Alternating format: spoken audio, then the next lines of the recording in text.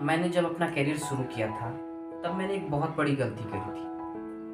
और वो गलती क्या है मैं आपको इस वीडियो में बताऊं। और उस गलती की वजह से मेरा 3 साल खराब हो गया। अब वो गलती मैं आपको बताता हूँ कि गलती ये थी कि मैंने जब 12th पास किया तो 12th पास करने के बाद सभी लड़के जो होते हैं कुछ ना कुछ करने में लग जाते हैं। तो मैं भी कॉलेज में एडमिशन लेने लगा और ये करने लगा वो करने। जैसे कॉलेज में एडमिशन लिया तो पटना एडमिशन वहाँ छोड़ के फिर यहाँ पे एडमिशन किया अपने एरिया में कराया, वहाँ भी कुछ वो हो गया छूट गया।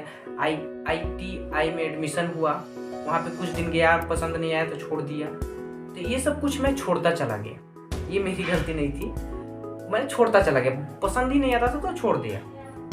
अब सोचा कि कुछ करते हैं, तो कुछ करने के लिए मैंने अपने दम पे कुछ करने के लिए मैं करने लगा। जैसे YouTube चैनल शुरू कर दिया, कोचिंग पढ़ाने लगा, तो ये सब कुछ मैं करने लगा। जब मुझे एक बुक पढ़ी मैंने, तो उस बुक में एक बात थी कि आप विजन बनाओ, अपना मिशन स्टेटमेंट बनाओ कि आप कहाँ जाना चाहते हो। और उस बात को मैंने उस समय नहीं समझा, बट ये पिछले साल मुझे समझ में आया कि ये तो मेरे से गलती हो गई। मुझे जाना कहाँ है मुझे पता ही नहीं, मैंने क्या अपनी लाइफ क्रिएट की है मुझे पता ही नहीं है। मैं कुछ भी किए जा रहा हूँ, तो कुछ भी कर रहा हूँ इसलिए रिजल्ट ही नहीं है, क्योंकि रिजल्ट मैंने लिखी ही नहीं है कहीं भी।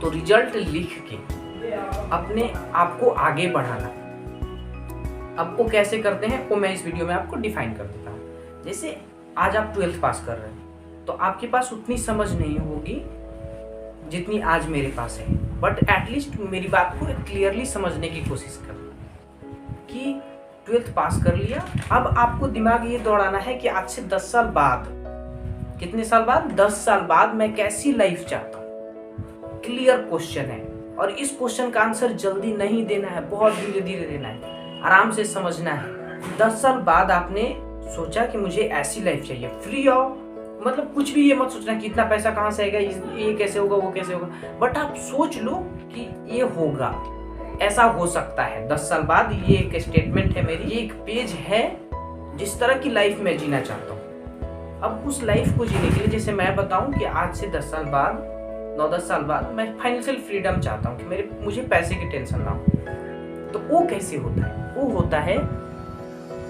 मैं उसके लिए आज से प्लानिंग करूं। तो अब उसके लिए आज से प्लानिंग करूंगा तो वो रिजल्ट आएगा। अब देखो कैसे करते हैं कि प्लान करते वक्त लोग इमोशनल हो जाते हैं। कि इमोशनल किस चीज से हो जाते हैं कि मैं अपने माँ बाप का कहा नहीं मानूं, अपने जो बचपन का मेरा सपना है वो मैं पूरा नहीं करूं, मैं ये सब छोड़ के पैसा कमाने के चक्कर में लग जाऊं। जैसे मैं अपना बता रहा हूं, तो ये इमोशनल बातें जो हैं वो आपको कैप्चर करेंगे। बट इमोशनल मत होके सोचो, थोड़ा सा लॉजिकल हो जाओ। लॉजिकल होने के सेंस क्या है कि आप ये समझो कि आपकी लाइफ में सबसे ज्यादा जरूरत किस चीज की है। अगर जरूरत पैसे की है तो आप सेवा भाव कैसे लाओगे अपने अंदर।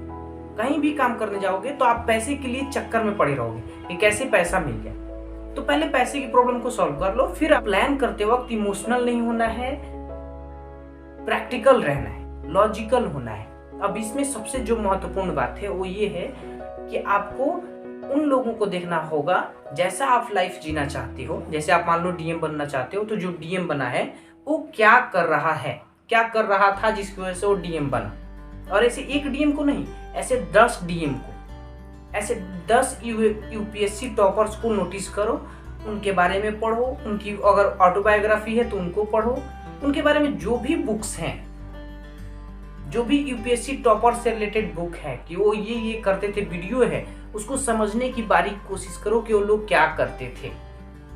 जैसे मैंने जब ये करना शुरू किया अपना बिजनेस, तो धीरे धीरे मुझे समझ में आया कि जो अमीर लोग हैं वो बुक्स पढ़ते हैं, तो मैंने बुक्स पढ़ना शुरू किया। वो लोग फ्यूचर के बारे में बहुत ज़्यादा सोचते थे, फ्यूचर ओरिएंटेड मैं बना कि मेरा फ्यूचर कैसा होगा, मेरा फ्यूचर कैसा होगा। पास्ट को छोड़ के मैंने फ्यूचर के बारे में सोचना शुरू किया। तो ऐसी ऐसी छोटी छोटी बातें होती हैं जो आपको सीखनी होगी उनसे। अब मैं फाइनेंशियल फ्रीडम की तरफ जाना चाहता हूँ, तो जो अमन दत्तरवाल हैं, एक यूट्यूबर हैं, उनको मैं सुनता हूँ, उनकी फाइनेंशियल वीडियो जो होती हैं वो देखता हूँ, क्योंकि उन्होंने कुछ साल पहले ही फाइनेंशियल फ्रीडम अचीव की, उन्होंने ऐसा अपने वीडियो में बताया। तो उनकी वीडियोज को मैं समझने की कोशिश करता हूँ, उनकी तरह काम करने। तो जो भी लोग ऐसा काम कर रहे हैं आपके गोल से जो 10 साल बाद आपके दिमाग में है उससे रिलेटेड आप काम करो। तो ये क्या होगा कि एक कनेक्शन बनेगा, एक प्लान बनेगा पूरा का पूरा, और इससे आप जल्दी अचीव कर पाओगे। छोटे मोटे कामों में फंसोगे नहीं। जो डिस्ट्रैक्शंस होती है छोटी मोटी, उसको डिस्ट्रैक्शंस खत्म हो जाती है। और जैसे भी हो सकता है अपने मिशन स्टेटमेंट को गोल घेरे में लिखो।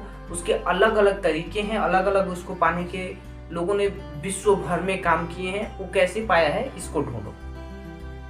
ऐसे बहुत सारे लोग हैं जिन्होंने फाइनेंशियल फ्रीडम अचीव किया, और मैं उनको पढ़ता हूँ, उनके बारे में सुनता हूँ, उनको समझने की कोशिश करता हूँ कि उन्होंने एग्जैक्ट क्या किया।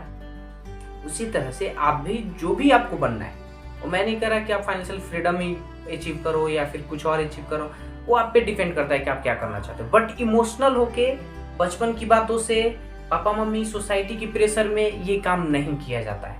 इस बात को याद रखना। और दूसरी बात कि लॉजिकल होके हमेशा सोचो, हमेशा। क्योंकि अभी जो आपकी एज है ना, टीनेज है, टीनेज में बहुत ज़्यादा इमोशंस हावी होते हैं। इमोशंस के चक्कर में पड़ोगे ना तो फंसोगे। जो भी छोटी मोटी चीज़ें हैं, जो भी छोटा मोटा ब्रेकअप है, जो भी ब्रेकअप हो जाता है, पैचअप हो जाता है, कोई लड़की पसंद आ गई, कोई लड़का पसंद आ गया, उससे कोई फर्क, उस सब टेम्परेरी है। जो रियल प्रॉब्लम है आपकी लाइफ की, उसी को मिशन बनाओ और उसी को खत्म करो। That's the power of vision. कि आपकी विजन कैसी है।